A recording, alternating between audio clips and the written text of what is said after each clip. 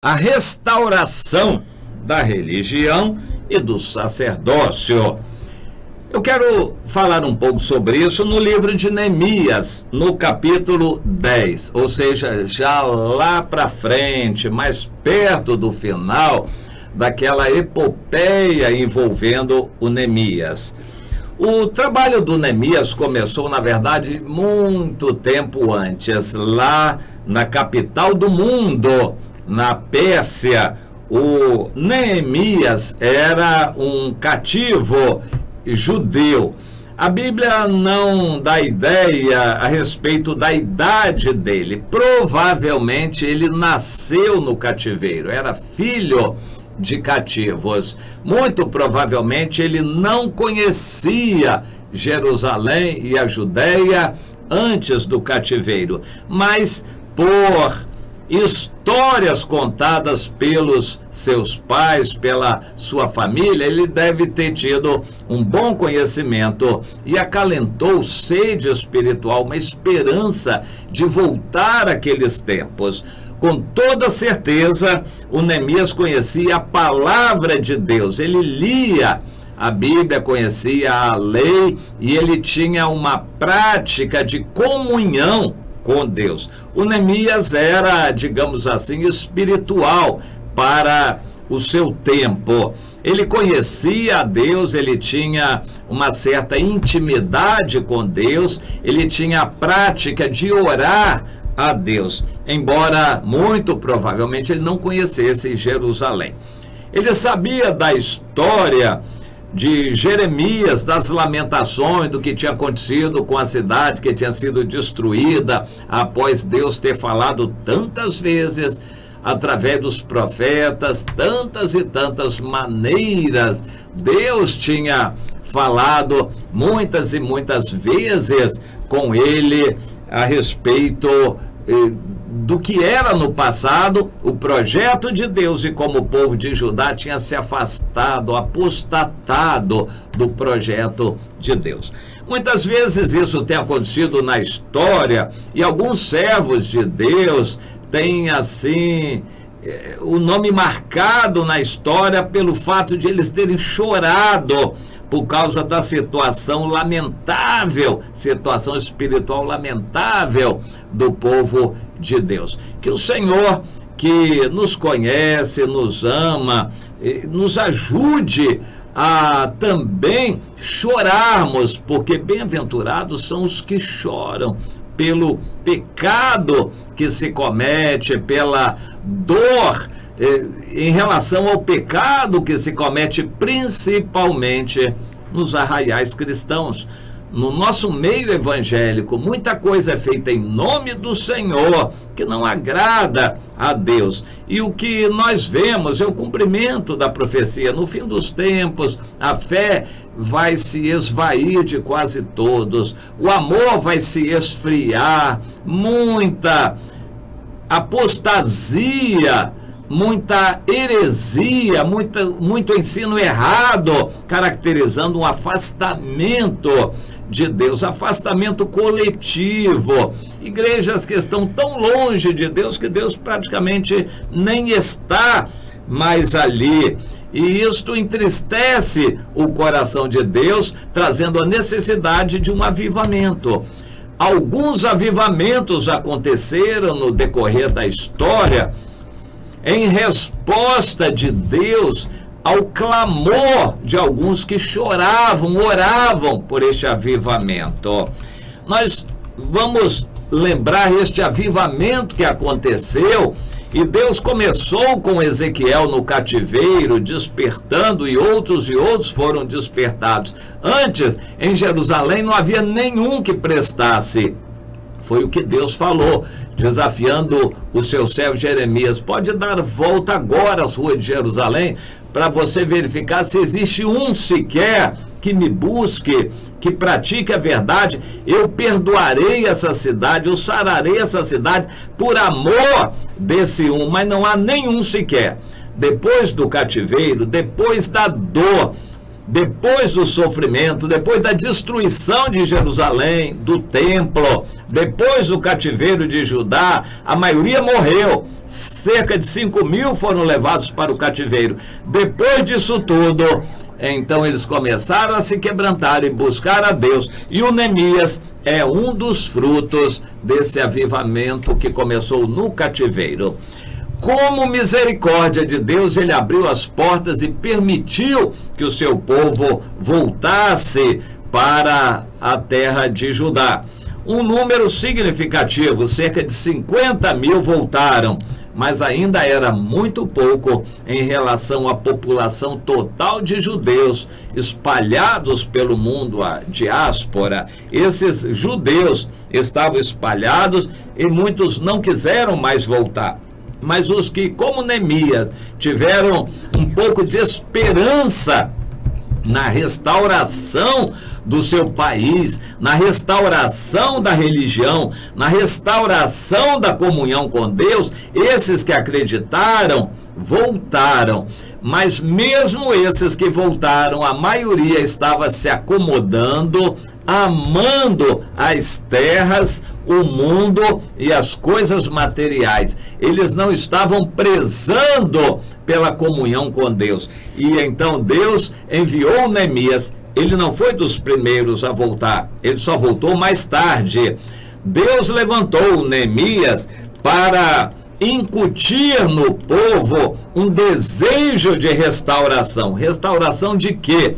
Para começar, dos muros da cidade. Aquilo foi um marco, não o objetivo final, mas um marco importantíssimo. Restaurar as muralhas da cidade de Jerusalém. Aquilo era como que restaurar a dignidade daquele povo, restaurar a identidade daquele povo, não a independência, porque eles não conseguiriam logo, mas restaurar a identidade. Mesmo dominados pelos persas, eles pudessem ter uma liberdade de praticar a sua religião e os judeus tivessem a liberdade de implantar dentro das muralhas de Jerusalém, pelo menos em algum lugar do seu domínio, a vida com Deus, o temor a Deus, implantar a aplicação da lei. Eles queriam isto, Deus também queria, Deus os ajudou naquele projeto. Quando Neemias levantou essa questão, o templo já estava edificado, reedificado e funcionava, mas não adiantava nada, porque quem dominava politicamente a região eram outros. O povo judeu estava espalhado, sem ânimo, sem comunhão com Deus, pouco indo ao templo e pouco fazendo no templo. Deus levantou Neemias para restaurar a dignidade do povo, a identidade e o culto a Deus. O Neemias, aqui no capítulo 10, teve que fazer uma convocação. Depois dos muros prontos, ele convocou todo o povo e disse: não adianta só que tenhamos uma muralha para nos proteger fisicamente. É preciso que os judeus queiram vir morar dentro da cidade. A cidade era quase que uma cidade fantasma, uma cidade deserta. Tinha muralhas, mas ninguém queria morar ali. E o Neemias começou um movimento para trazer gente para morar dentro da cidade. Depois que eles estivessem envolvidos com o culto a Deus, e começou a restaurar então o sacerdócio e o ministério levítico. Todos eram necessários para que se restaurasse o culto a Deus, e o resto do povo seria abençoado em havendo culto a Deus. Havendo culto a Deus, o restante do povo seria abençoado também na agricultura, na pecuária, na proteção contra os inimigos, na proliferação em filhos. Seriam abençoados em todas as áreas da sua vida. Essa é uma lógica do Antigo Testamento muito clara. Para ser abençoado por Deus, tem que obedecer a Deus. tem que estar na comunhão com Ele para você poder almejar a bênção de Deus. Se você for fiel, vai ter a bênção de Deus. Se você não seguir o Senhor, não vai ter a bênção de Deus. Bom, no Antigo Testamento era mais ou menos assim, não rigorosamente assim, porque não era uma aliança individual, era uma aliança coletiva. Então não adiantava um buscar o Senhor e o resto não buscar. Pelo menos a maioria, ou a parte significativa do povo tinha que buscar a Deus. O culto tinha que ser representativo de todos e não só de um ou dois. Eles tinham que restaurar isto. Deus deu ao Neemias a autoridade de governador. Ele não tinha pedido, mas Deus concedeu a autoridade de governador e ele usou para, digamos assim, pressionar o povo a obedecer a Deus.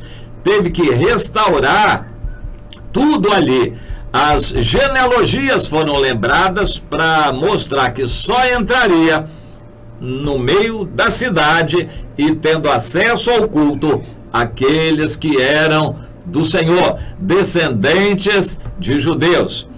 Depois os sacerdotes teriam que estar no seu posto e o restante do povo teria que abençoar. Os sacerdotes receberiam as ofertas, o dízimo dos dízimos, os levitas receberiam os dízimos.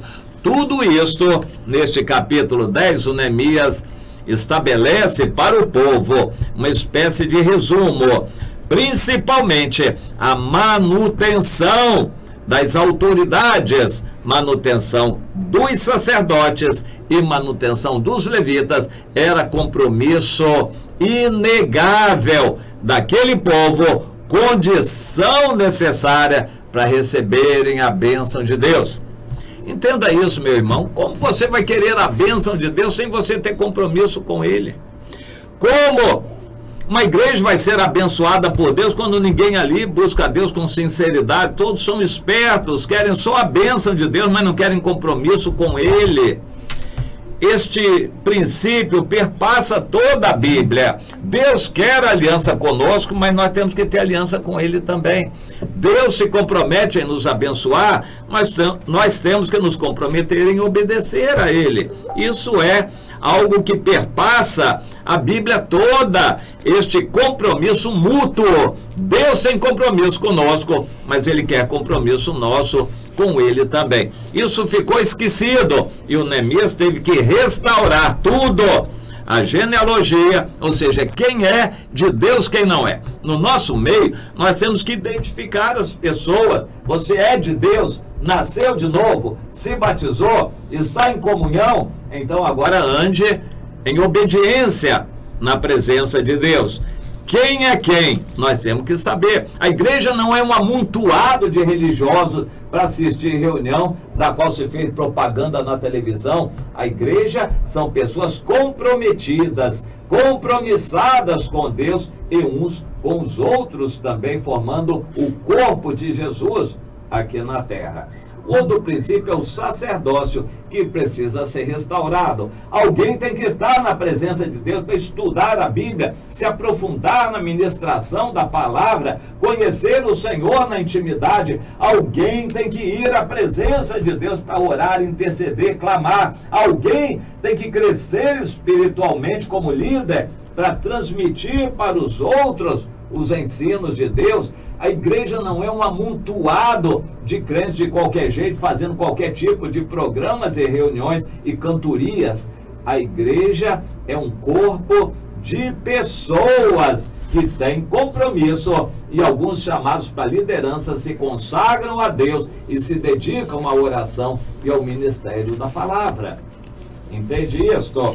E foi restaurado o ministério levítico também. Isso é um assunto muito importante em nossos dias. As nossas finanças têm que trabalhar em função do reino de Deus, para que sejamos abençoados na nossa empresa, no nosso negócio, no nosso emprego, na nossa profissão, na nossa carreira, na nossa família, na proteção no nosso bairro.